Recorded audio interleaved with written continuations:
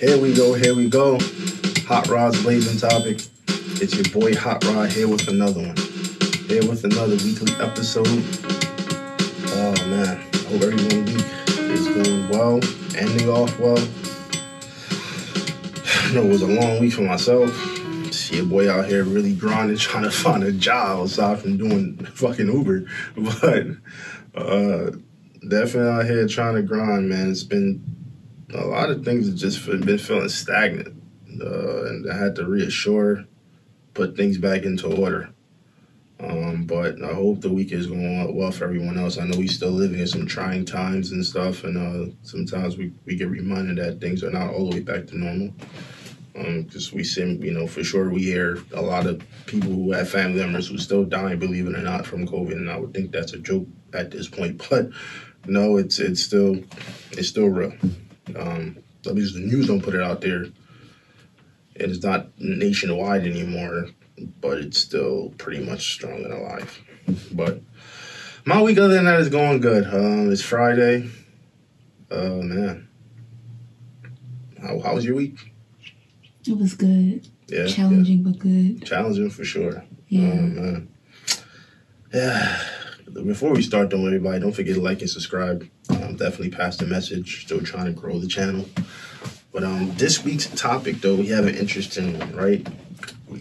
It's one that has been like flowing in the mind for a long time, and it's like, well, falling out, and to me, it's like falling out. When I think of falling out, I have to trace back from the beginning of time, right? When I mean by beginning of time, what am I talking about? I'm talking about the early stages when you connect with people. Let's say when you were 18, 19, 20, 21, I would say the turn-up stage, right?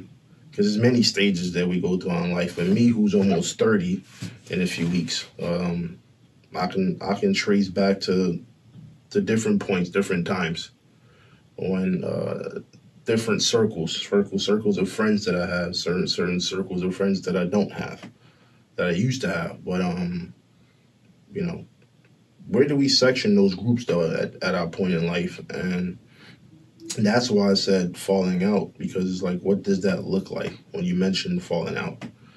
For me, falling out, I would say, is like, it don't necessarily mean, because a lot of times people think when they have a fallout with someone, that means there's beef, right? That's the first thing we assume automatically, like, oh, there's beef, like we haven't talked to each other for a long ass time, so it's like we automatically start assuming things in our head because we're not too sure, right? We left uncertain. But to me, it's like, it's all about how you guys started off. Like, were you always genuine friends with someone? Or were you friends with a person that you met at a party? Let's say y'all both had friends by association. Like, say two different people who had friends, by association. Y'all linked up at a party. Y'all met someone new there. And y'all never had, though, that genuine friendship where, I mean, I'm not saying that friend, you can't meet friends at parties and won't be genuine. But a lot of times it's like you meet someone at a party, y'all really don't talk on the phone like that. So y'all might just start texting each other whenever there's events or, functions going on. Y'all might invite each other to, but they're not more in your personal circle, right? They're not even your circle of trust, where people you can speak and go to at any point whenever you have an issue or a situation that arises. Like, all right, I'm going through something right now. I can call this person because I can trust this person with the things I need to say, get off my chest. I can vent to, and I know it's going to be kept between us two, and they can help me go through it. Right? Yeah. So sorry to cut you off, but I remember I heard like a preaching like that. My pastor, basically, he was preaching about, different friendships and the placement of where you put your friend. And like when we was even talking about this topic, I was saying like, you could have a friend that's position number 1, 2, 3, and however far off you go with how many friends you have.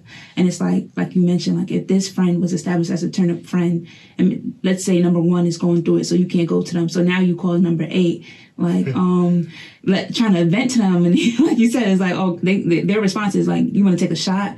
So now you're coming at this person and saying, oh, that's all you want to do. But like, that's how you met them. Like that was their purpose in your life, was to be a turn-up friend. And now you're trying to position them into a position of number 1 when their position was number 8, and it should stay that way. It's about how you position your friends and the importance they have in your life specifically. Yeah, because it's like, let's say, for example, right, I was 21 right? And you had friends that you just chill with, that you just turn up, but you know who your close circle of friends are. Like, you usually have your top 5, maybe some people have top 2 or 3. Yeah. Nowadays, like, the older you get, that circle becomes smaller and smaller because your mind starts to shift, right? You don't see things the same way. But it's like, let's say you were 21 and you had friends that you knew for years. But even if you started talking off on the phone, y'all would have these intimate conversations and y'all grew up a trust and respect from each other, and y'all had like a genuine friendship, and all y'all was doing was turning up, then a lot of times somebody may change that mentality. You know, that mentality might change where you be like, yo, I'm kind of tired of this, right? I don't want to just keep doing the same thing of just partying up, touring up the city. You know what I mean? Just turning up every single time. You want more. You start to expect more from yourself. You want to do different things. But the minute you didn't remove yourself, right, out of that circle because you want more, and you just start, the hangouts pretty much that used to happen every damn weekend, every single damn night, starts to slowly fade away, right? Then people automatically assume there's beef, like something happened between us, like, oh, he's not my friend anymore, or we got some type of tension because we haven't seen each other in a long time, or we haven't turned up in a while. So it's like, what's going on? But it's like, okay, all it had to take was to simply hit someone up. If y'all really had a true, genuine friendship, y'all would hit each other up, or someone would be like, you know what? Let me put the pride on the side, because a lot of times that's a big thing too. We're too prideful to be like, yo, let me go check on the person and see what's going on, even though nothing really stemmed the beef, right? But it just had to take one person to take that phone call and be like, yo, what's going on? How you doing? We haven't hit each other in a long time. Like, tell me what's going on, bro. Like, was everything cool in your life? Like, how you been? You know, what's new? Because I realized we know some things change. What's up? But we automatically start assuming a whole bunch of thoughts into our head, which then turns into, into negativity. Mm-hmm. Then we have a negative outlook on this person. So that's when I feel like, I know there was a time where I had a whole bunch of friends. Like, I was going out like every single time with different groups of people, right? But then I just kind of wanted to get away from the scene. I didn't want to just keep doing the same thing all the time. So I wanted to try other things. But this group always wanted to just do this one specific thing, smoke and turn up and drink. And I looked at it more of an occasional thing now, no longer something that I just went to, on a frequent basis. So it's like, all right, I want to pull away. It doesn't mean I got some tension or beef with this group, but I just kind of want to pull away from that because now I want more out of that in life. I'm looking at life. My outlook on life is a little more different now. I want to face new challenges, new obstacles, try new things I've never done before outside the norm. So that's why I say, like, as I became older and I became wiser, I was like, yo, you know what? In order to make that change and that shit happen, it has to be up to me to really take myself or remove myself from the equation. But I realized along doing so, in that process, I started to slowly lose people in my life because I took that stance. So when I went to one stage to the next, fast forward 21 to 25, going to 30, the circle started getting a lot small. And a lot of times you become more, believe it or not, you would accomplish, you'd be surprised how much you accomplish when you kind of move those things that you felt been holding you back for a long time and you transition to new things. You'd be surprised how far you can go along, how much you can accomplish, because now you don't have so much weighing on you, right? People's not running to you for so many different things anymore. Now your mind is at ease. So it's like, I feel like it's also the guilt too. It's like the guilt of like, damn, I knew this person for so long, but like we're no longer aligning. But I'm like, I don't want to, like, somebody could say like, I don't want to let this person go because we do have history and stuff like that. But it's like, then it's like the guilt of choosing me between you, and it's like, what direction do I go to? Because believe it or not, it is that mindset, oh, we're not talking, so it's automatic beef. Like, no, I love you, but I want to love you from a distance because now I have to choose me. And sometimes it's hard for people to like understand that or grasp that concept. Especially if you go from talking to somebody like 8 hours a day, 7 hours a day, to now like you have to work. Them 8 hours a day that you spent on the phone is 8 hours a day you got to dedicate to a job. If you have a family you got to support, if you got like a lifestyle you're trying to live, it's like you can't have that same communication or that same lifestyle paying, to get into places anymore that you once had. So that is it's also coming from like not trying to feel guilty for choosing you as well. But So, like, how do we break that cycle, though? Because to me, it's like, and I've been guilty of that. Like, a lot of, like, friends that I had in the past, like, that I'll say I associate more now than anything, because I had to read, some I actually did talk to recently, and, like, all right, try to figure, things out better for myself. Like, all right, where did things go wrong? So a lot of times you have to look back at yourself, too, and be like, yo, where did you play a part in it? And if you do, you gotta, right those wrongdoings. So it's like, I have to realize to myself, like, all right, even if let's put me in that situation that the fallout happened to. Where did I fall in part? You know what I mean? Did I stop hitting the person up? Did I at least put the effort into trying to reach out to the person or resolving something that maybe might have happened, or if it happened or not, maybe it's something I was not aware of? Because sometimes too, you don't know what you could do to someone, and what they did to you too, and therefore it's just left you just left uncertain, and this person had a whole damn grudge against you about something that you did you don't even know about. But did I at least reach out to let the person know? And that's a lot of times can happen in the fallout too as well. And if we just let it go, we let it be, and until we see this person again, then we have the we have that communication and we talk about it. But a lot of times you have to reflect and look things on your own and be like, okay, where did you play? What part did you play in that? Yeah, I feel like that was my biggest struggle. Like I could say like I wasn't like a perfect friend, like, and I still have stuff to work on. But I remember, like, I would go to you and like, I don't understand why I'm not getting invited to places. Like, we always have conversations, and you'd be like, well, when they invited you there, did you go? I'd be like, no. When they invited you here, did you go? No. So, like, you then, in your honesty, you said you can't complain about people not inviting you somewhere, but when they do, you reject them. Yeah. But then in my mindset, I'm like, well, you still got to invite me regardless. But it's like, I had to realize, like, and I had to face myself that I was being a very selfish friend towards the people that I claimed to love. Like, I wasn't trying to see their mindset. I wasn't trying to see how much I was hurting them. I wanted my benefit. There's going to be days that I don't want to talk to you. Yeah. Like, there's going to be days I don't want to talk to you. But when I want to talk to you, I better talk to me. Like, and then I did come to you and you was like, no, that's not how life works. Like, you can't have that mindset towards somebody and expect them to like jump on it or get back to where you want them to get back to. So I could admit that for myself. Yeah, and that's one, and that's why I say, like, at this point now, where do we change? How do we break that cycle? Like, what does that mean? We all might go through that a lot of times with many people in our lives, and it's like we don't resolve issues at all. So it's like, do we then be like, you know what? Let me put the pride on the side, and let me actually pick up this phone and call this person, see what's going on. You'd be surprised when after you speak with that person and you actually hash it out, y'all talk about it. It's like y'all miss each other afterwards. Like, damn, like we really fell out for no reason.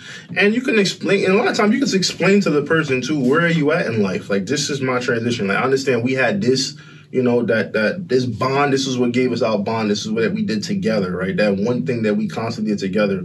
But you may feel like you don't want to do it no longer. Or you may feel like you don't want to do this as much as you used to.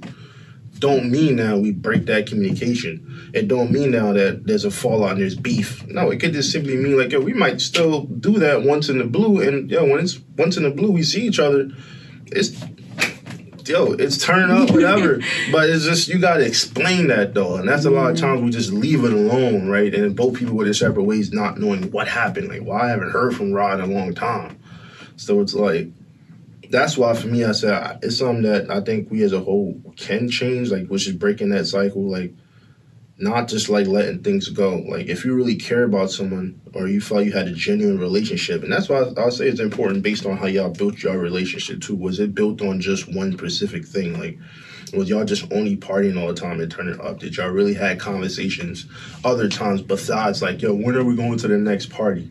Did you check up on the person? Because that's a lot of times we feel like these type of friendships don't last. We don't see these no more nowadays. Genuine friendships, like, other than you outside your best friend, right? Mm-hmm. You don't have many people that you can say that's really just solid friends. It may look like it's friendships, but it might just be people that you associate with that you think are friendships, and you may not understand that.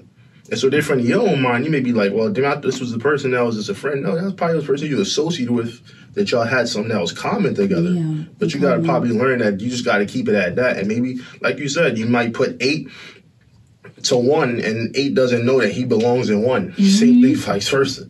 So it's like, you got to keep that 8 spot to where 8 know he's at, their role is at, and keep 1 at 1. Or if you feel 8 could possibly be at 1, have that conversation, right? Call the person. Don't just hit the person up when it's time to turn up and party. Check to see how they doing. That's how shit grow. That's how shit pretty much form together in relationships, and y'all have long-lasting, relationships with one another, and it goes long-term. So it's like, that's why I feel like it's a cycle that I feel we can change as a whole, because a lot of times we don't. We just let things go, and we always, I don't like giving that as an excuse, although I think sometimes it is warranted when we say, well, with time heal all wounds, you know what I mean? So it's like, not properly, though. Not properly. That's not always the case, too. But a lot of people would say, oh, well, just leave it alone. Time will heal all wounds. Like, nah. This, especially if you thought you had a friendship with someone, that may not be the case for that. Like, that takes an actual conversation to have with them. And because it leaves too much to the imagination, like you said. Like, it leaves too much where, oh, so you're not hitting me up, is this, or you're talking to somebody and acting like I don't exist, so it must be this, or it just leaves too much to fill in a gap that could have been easily filled in with a proper so what's up, like not a so what's up, but that's how I talk, but like so it's like on site. No, not like that, but like not a so what's up, but like so like what happened, like what went wrong, like what in our communication, or why do we feel as though we call each other friends? Why didn't we feel comfortable talking to each other? Why didn't we feel comfortable going to each other? And that could be like a easy conversation to have, where it's just to be like, all right, you go this way, you go that way. We leave so much for the imagination. Now when we do see each other, it's like we having a staring contest where we made something so small, so big in a matter of time. So it's like. What can we do better? Yeah. This is simple, too. What can we do better? Okay, if this was our communication style, if this was what our friendship was built on, how can we make things better for our friendship, right? I remember one time I was telling a friend, like, pretty much when I got tired of turning up, I'm like, dude, let's go paintballing. Let's go do something different than what we normally do. Person like, I don't know, I don't like doing that. But when it's like quick to go turn up, though, let's go roll the L, or let's go drink real quick. That's all we wanted to do. But then you like, that's your number 8 friend. You were trying to make number 1. But no, it could be. That's the thing too. It could be number 1. I'm not saying number 1, but it could be a top 3. It could be anybody. It could be your friends that you had in that circle, right? Y'all always doing probably the same thing.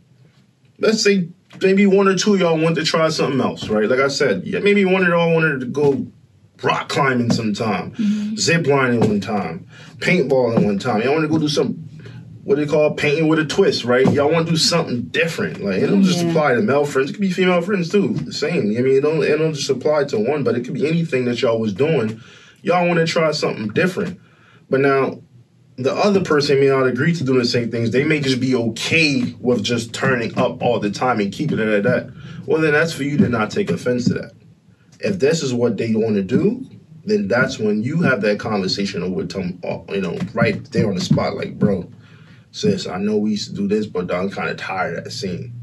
Like, I would love to still, like, turn up with you, but not as much as we used to, because I want to do some things differently. But at least you gave them that opportunity, and at least you let your voice be heard, and they can understand where you're coming from, rather than just isolate yourself automatically and there's a straight fallout. Because that's where that can stem from, too. Just, I'm out, push away, ignore, move along, and then that person's left wondering, like, damn, what happened? Did I do something wrong? Like, why the hell is he's acting like that, towards me? Yeah. So it's a simple conversation. That's why I said, how do we change that cycle? Breaking it is really easy. Simply talk communicate and talk. But you have to be willing to put the ego and pride on the side, because that's what hurts a lot of relationships with people. Is that ego and that pride, and therefore we like, oh no, I'm not gonna do it. Hell no, I ain't hand that person up. Forget that.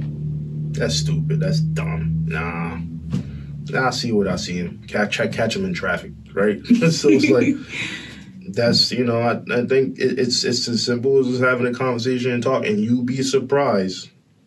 It can fix many things. Time don't heal all wounds. It don't. But it leaves a scar. It leaves a scar. But if you're willing to talk to somebody, it can repair. So that's where I'm going to leave it at, man. It was a great episode. Once again, don't forget to like and subscribe. Hot Rods Blazing Topic. Boy.